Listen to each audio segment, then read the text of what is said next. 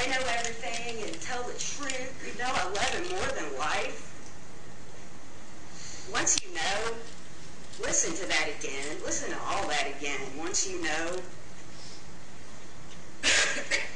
it starts, I don't even know how many versions he's told by now. He was asked about all of them, and then some. It starts with, my son did it, he told me he did it, and I feel horrible. That's how you know he's lying. He doesn't feel anything, ever. That dog was broke.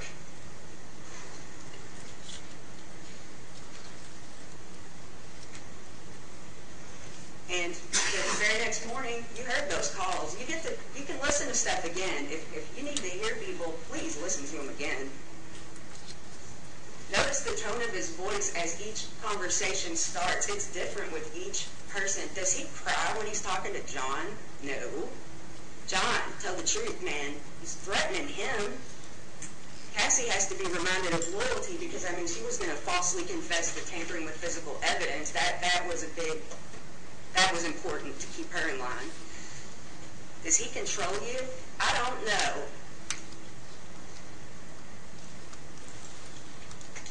But you can listen to that stuff again. And you should, because it's your job. This is a murder case.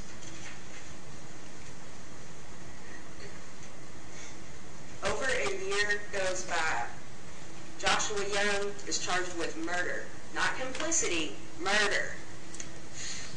There's one thing the prosecution committed to in the beginning of this, and that is Joshua Gowker killed Trace Wicker. He had involvement. So for over a year, there was a theory that is no longer their theory. And suddenly, in the court system, we call them snitches. That sounds so negative. There are people that are quite honest that come forward that are incarcerated. And again, I'm not saying whether they were telling the truth or not. I don't really care. Because I know, even if Josh Gowker talked to him, he's lying anyway. You can't get caught up in that merry-go-round. Because if you just step back and look at the big picture, why would he be trying to save his son from this murder conviction? Everybody seems to think it's going to happen if he dropped him in to begin with. It's just round and round and round. And you know, there's a lot of stuff that you probably figured out while he was up here. But you might not fully appreciate until you really think about it. It's not the physical violence so much for that guy. He likes to mess with your head. He likes it. And he's good at it. And he duped the police. And then he duped them again. And he duped everybody. He's good at it. He's just good at it.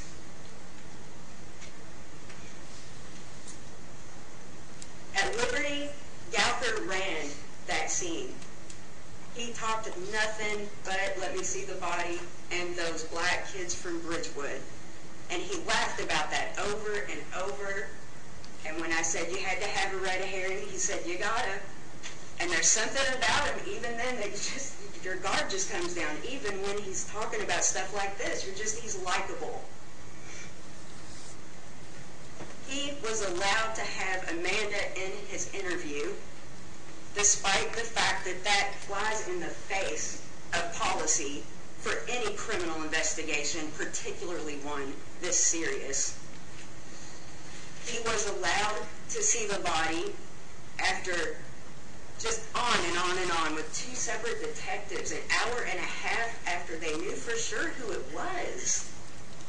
And had to know this guy is somebody we got to look at. It's not Joshua Young's fault that that stuff happened. It's not, oh, well, we didn't follow that, but, that means that he was just trying to see the body because he really didn't do this. That's not fair. That's not fair at all. There was a very selective collection of evidence from 1356 Vim Drive on May 11th, 2011. A total of 4 pieces of evidence was collected from that house. And that's because initially the assumption was it had to be something sharp. There were 3 bats in the house. that sat there until June the 6th when the house was searched again, and that's all they took that time. And the explanation was, well, that pertained to the animal cruelty investigation. They took a couple of knives the first time and some swabs, not from him, from Amanda and from Gowker.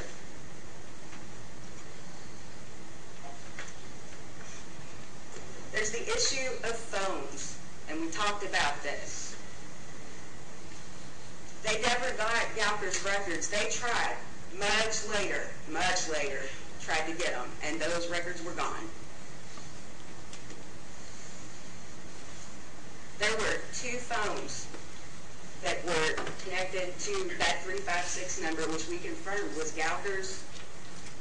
And as of when Gowker left town and ended up in Alabama, that phone was in Cassie's possession, and they talked on that phone. We went through the phone records, how many calls there were to that 356 number. We didn't give an exact number. We didn't sit there and count them.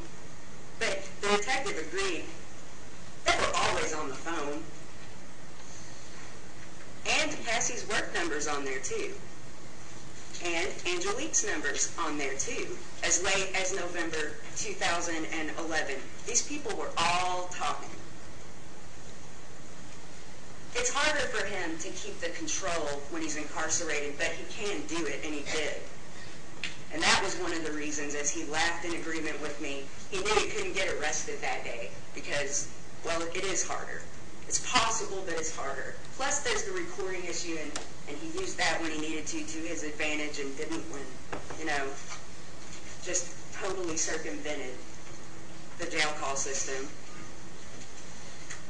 Because you can talk on the phone without anybody knowing who is on there.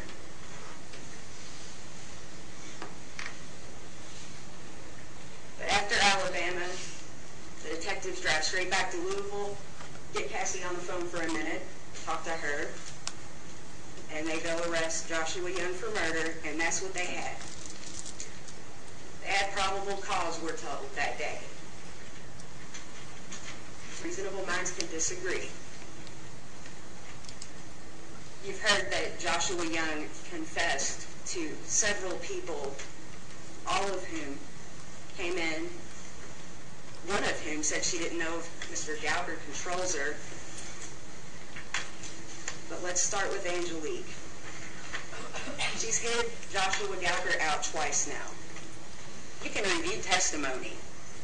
You don't take me at my word for what she said about the U.S. Marshals coming over. Watch that again. Just watch it again. They dropped their card off at one point. What? I thought he was in jail in Alabama. It's a completely ridiculous explanation, and she was happy to see him. That's just all there is to it. Because he's so likable, even though he's dangerous. On the phone in Alabama, Gowker plays her and Jahara against one another. There's a reason for that. Jahara couldn't recall anything at all because she was being drugged. She said she wasn't drinking, but in fact she'd previously said she was drinking. We talked about what happens when you mix whatever she was taking, that she claimed she was taken by force. That wasn't her fault. She can't remember it. It's all a blur, except for one gleaming moment. She was totally sober, and this horrible version of events comes out. It's just really wicked sounding. And that's ridiculous. It's ridiculous. And Angelique and Jahara both told you they're scared of this guy. There's a reason he had to tell them that it was okay to talk. And he was never going to tell them it was okay to accuse him of murder. All you got to do is put Joshua Gowker in the spot that Joshua Gowker put him in. That's all he's doing, a little transference, as I asked him. That's all it is. It's not a difficult case to understand. Get past this stuff with this guy.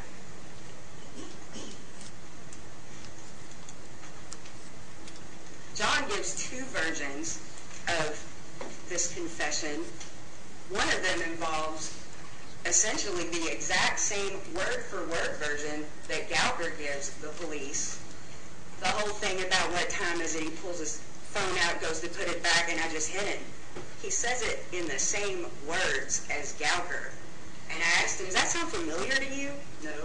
Or maybe he didn't recall. Joshua Young then allegedly strips all his clothes off, runs naked through the neighborhood, drops them in a dumpster. I don't know. I don't even know. Disposes of the weapon. In the second version, that's more in line with Cassie's. Dumping evidence. The weird thing about John is he tells you that the morning after Trey died, but before a body was found, Gowker told him Trey was dead. Of course, he also says that Joshua Young did it. Never says how anybody really confirmed that at that point. It's all a matter of transference. Just don't get caught up in it. Step back and look. If he's got a hand in what's being said, just disregard it. Just disregard it. That's how we got here. And they're all communicating. Cassie and John are a couple. A dysfunctional couple, and that's not criticism, but I think we agree. And there's a control thing going on there too. But the communication, if you're talking to Cassie, you're getting to John. If you're talking to Angelique, you're talking to Jahara. Jahara lied about the last time she had talked to Angelique. I never talked to her again. She lived with Angelique's mom at 1242 Springdale. We went over that. We went over that a couple of times. She couldn't remember where she went when she got back to Louisville, but she knew right around this time she lived at Angelique's mom's. Angelique confirmed she lived at Angelique's mom's. And Angelique told you the last time they talked was August 2011. There was a lot going on in terms of falsely accusing Joshua Young of murder at that point. There was a lot going on. They all got their story straight because they were all talking. And this guy's always talking. As for the medical testimony, it's clear something skinnier than a Louisville Slugger was used to kill this child. I'm not going to put graphic pictures up here because they upset everybody, and I understand that. All you have to do is look at those injuries that are diagonal. All you have to do is look at them. There is no way that a full-size Louisville Slugger bat did that. There's no way. And don't forget about that picture where Cassie fills in blood. That's how you know this is ridiculous. It's like a game of Clue almost after a while. It's more than reasonable doubt. It's way more than that. It's also very apparent that those injuries were inflicted by one person. You saw this demonstration, and that really highlights what Dr. Nichols meant. Look at those injuries. Same positioning. The person was in the same position, and he demonstrated how that would be inflicted.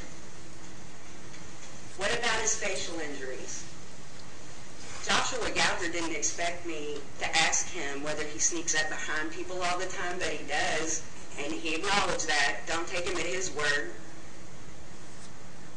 He sneaks up behind people. He punches them in the face hard. He's violent. He's very, very violent. He strangles people from behind sometimes. Don't forget those injuries to Amanda's neck. He comes up behind you. It was a sneak attack. That doesn't mean that Joshua Young did anything at all. He walks up behind you. He's a coward. 72-year-old man in his car, choking him with his own belt and punching him in the face with the other hand, his right hand, to the left side of the face. Keeping somebody hostage, that sounds familiar, overnight, after sneaking up behind him, punching him in the face and kicking him while he's down, and he acknowledged that. The experts might disagree on what happened to Trey's face, but that puts it to rest. This guy did this by himself. He wanted to do it all by himself. Nobody else was going to get to do this but him. It was his thing.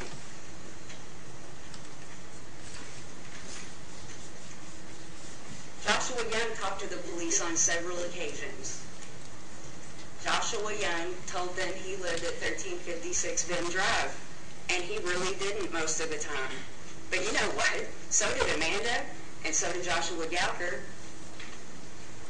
Nobody was being straight with them about where they lived. And this is a kid that was in foster care who was so happy to be with his dad. Despite the dysfunction going on, that was his dad. It doesn't matter, that was his dad. And you give the address you're supposed to be at when you're involved with CPS. You just do that. And the adults did.